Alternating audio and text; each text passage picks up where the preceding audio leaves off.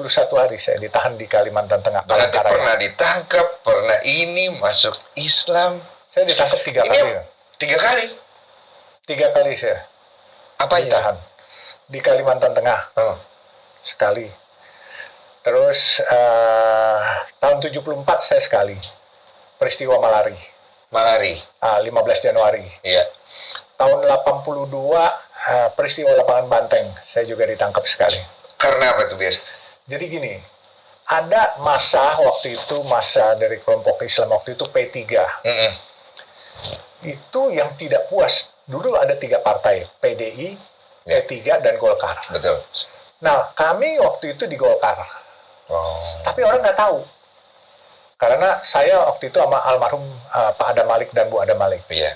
Saya biasa temenin Pak Adam Malik keliling kampanye ke daerah, ke Ya. Medan. Nah, waktu pulang, rupanya ada kampanye Golkar di Lapangan Banteng, Iya. tahun 82. Iya.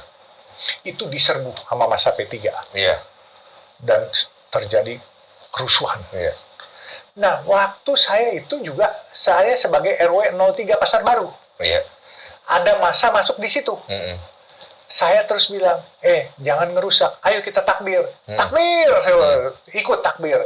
Terus rupanya masa itu, saya bilang, jangan di sini. Oh, enggak, ini tempat Cina. Cina Muslim kayak gue, lu di sono aja. Rupanya saya difoto sama Intel, dia salah paham. Dia pikir saya yang gerakin. Oh. Ya kan, ya. Terus saya malamnya dibawa. Saya bilang, Jemput. lu cek aja sama tetangga gue semuanya. Gue nih RW, gue harus ngamanin kampung gue dengan cara yang bagaimana supaya nggak dibakar. Iya. Alhamdulillah, mobil udah diangkat-angkat mau dibakar. Saya bilang, jangan. Oh, ini Cina Muslim kayak gue. Minggir. Suruh jalan. Itu akhirnya seluruh tokoh masyarakat di situ buat pernyataan bahwa saya ngamanin kampung. Baru saya bebas. Itu satu hal yang hebat. Coba tanya, itu Cina Muslim beneran gak orang? Kagak. Saya kagak kenal. Saya kagak kenal. Gue udah tahu. Perempuan lagi. Perempuan. Berarti udah nangkep lah ya maksudnya. Gue udah curiga itu kagak Cina Muslim beneran bagi aku. Udah bukan pergi dari sini jangan rusak. Iya. Cina Muslim. Iya. Pasang badan. Luar biasa. Sikap seorang leader. Itu yang saya bisa tangkap. Jadi ini nih yang menarik. Ketika Om masuk ke Muslim, banyak nih yang aku lihat ya. Problemnya adalah banyak orang berangkat dari satu agama ke agama lain berlandaskan sebuah kekecewaan. Ya akhirnya mereka ketika menjalani satu agama, mereka menjelekkan agama yang lain. Tapi Om tidak berangkat dari situ. Om berangkat dari sebuah pencarian dalam diri Om untuk memiliki suatu agama yang Om pegang sampai sekarang. Dan luar biasanya lagi, orang tua begitu luar biasa menurut saya, yang harus mungkin ditiru sama orang tua lain, memberikan kesempatan itu. Dan tidak akhirnya kemudian mengkotak-kotakan bahwa, oh lu nggak boleh ke situ, ini begini, atau menakut-nakuti. Ini sebenarnya satu pembelajaran luar biasa buat kita, terutama untuk jadi satu individu yang hebat. Nah, aku mau mempersingkat waktu. Dari semua perjalanan itu Om, kemudian Om akhirnya punya mimpi untuk membangun 1000 masjid. So far, mimpi datang dari mana sih Om? Sebelum saya berlanjut ke itu, saya juga ingin ceritakan. Ibu saya itu ibu yang luar biasa hebatnya, dan ayah saya hebatnya. Iya. Toleransi beragamanya. Iya. Waktu saya puasa pertama, ini saya nggak ngarang, believe it or not, saya bangga sama ibu saya. Saya bangun pagi jam 3, dibangunin sama ibu saya. Puasa. Nggak ngantuk mah. Udah. Mama udah masakin. Ntar lagi tuh mah. Enggak, mama udah beli penggorengannya sendiri. Terpisah. Halal makanannya. Kaget saya di situ. Ibu saya sampai begitu mendukung saya. Padahal saya nggak minta. Saya langsung bangun. Bangun, saya sahur. Itu waktu sahur pertama. Jam 12 siang, udah aus kayaknya. Saya bilang, Ma, nggak tahan. Dulu AC itu sesuatu yang mahal di Samarinda. Iya. Ini cuma ada AC window di kamarnya ibu saya. Tahu saya itu. Anak sekarang mungkin jarang bisa lihat itu. Terus ibu saya bilang, udah kamu tidur aja di kamar mama, nanti maghrib mama bangunin, katanya. Iya. Jam 3 saya udah gelisah. Ma, batalin aja, jangan, katanya. Nanti maghrib, katanya. Penuhin aja saya. Itu begitu maghrib, mama saya tuh sudah siapin. Saya ketidur. Ayo bangun, sudah maghrib. Makan. Dia bilang. Jadi itu. Terus satu lagi saya bilang, ayah saya juga orang yang luar biasa hebat. Satu hari saya bilang, Pak, itu ada guru saya, itu pimpinan Himpunan Seni Budaya Islam, HSBI. Pak Mutarsum, dia mau berangkat haji, Pak. Saya ikut boleh nggak? Saya tanya sama ayah saya. Biayanya berapa? Ayah saya cuma nanya.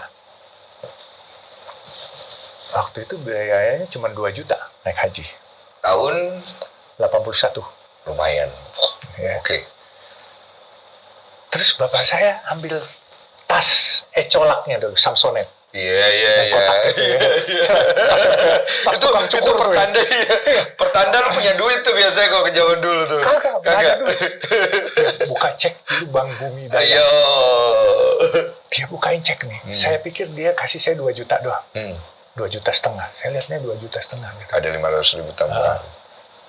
Dia kasih, kamu berangkat. Saya lihat, Pak, ini 25 juta nggak salah.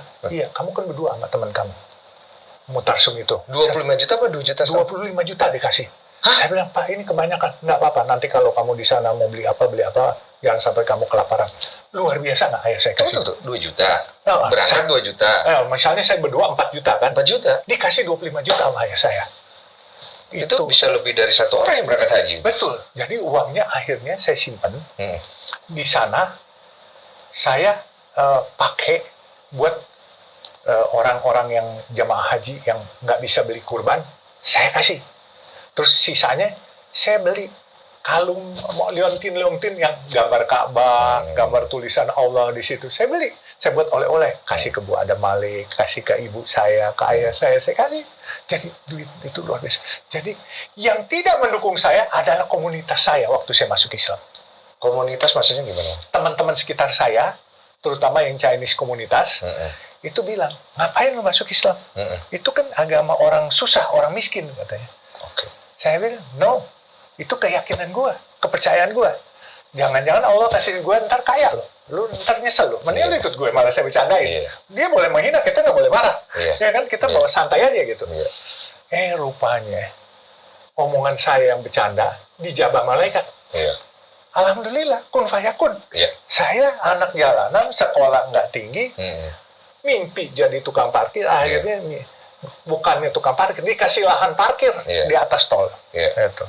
Barang siapa merendahkan sesuatu ke orang lain, maka Allah menjabahnya. Barang siapa merendahkan agama orang lain, maka dia direndahkan lebih rendah daripada agama itu. Sungguh luar biasa loh perjalanannya Om sendiri. Kalau menurut aku, di sini kita dapat pembelajaran banget. Karena kalau dari Islam sendiri, saya keturunan datang dari Islam. Bapak saya seorang haji. Kalau keturunan dari mama saya, nenek-nenek saya itu semua haji. Bahkan saya ketika ketemu mereka, saya bertanya, agama apa yang baik untuk saya? Karena waktu itu saya pengen masuk Islam kan. Terus kemudian saya diarahkan kembali, berdoalah engkau jam 12 malam, mintalah kepada Tuhanmu, apakah agama yang kau pegang? Jalani baik-baik. Janganlah kau melihat ke kiri dan ke kanan, kamu lebih baik dari mereka. Sesungguhnya agama yang paling baik ketika kamu melihat itu untuk dirimu, untuk berjalan, dan tidak merendahkan sekitarmu. Jadi akhirnya intisarinya saya dapat gitu loh. Di sini kita belajar banyak dari perjalanan Om Yusuf sendiri.